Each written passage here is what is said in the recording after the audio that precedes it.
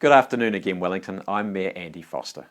Look, I want to say well done, Wellington, on our first day of what is a historic lockdown for our entire country.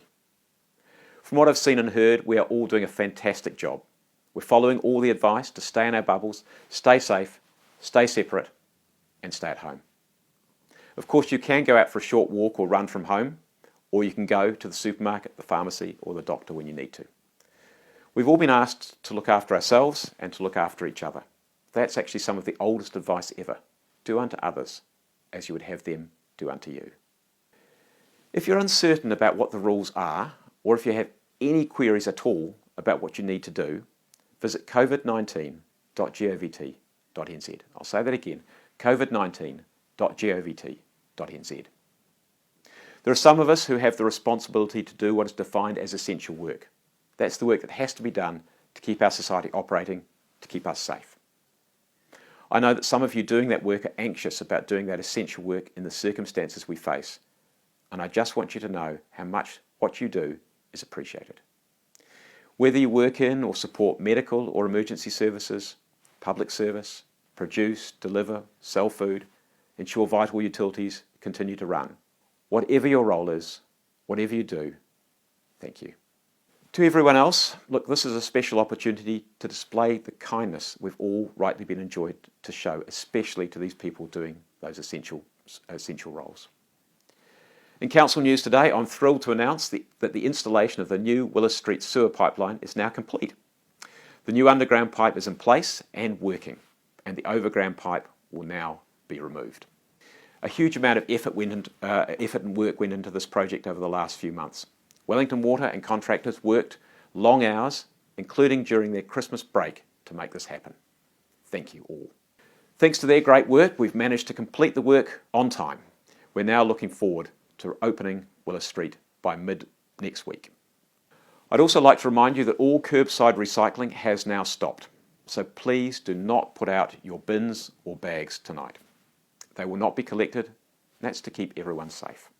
Some residents had to retrieve their recycling this morning. Look, we're sorry about that, but the recycling sorting station in the Hutt Valley is now closed. So until further notice, the service has ended. And remember that all our playgrounds and skate parks are also closed, as is the Wellington Zoo, Zealandia and the Basin Reserve. I specifically want to highlight playgrounds and skate parks and the reason they're closed, and it's specifically because of the risk of the transfer of the virus. We understand it can remain live for about 3 days on surfaces like plastic and metal. So please, please, please help break the cycle of infection and do not use any of the city or school playgrounds or skate parks. I met with councillors today via Zoom. That was interesting. I'd like to report specifically on some of the great work that's being done by our community services team.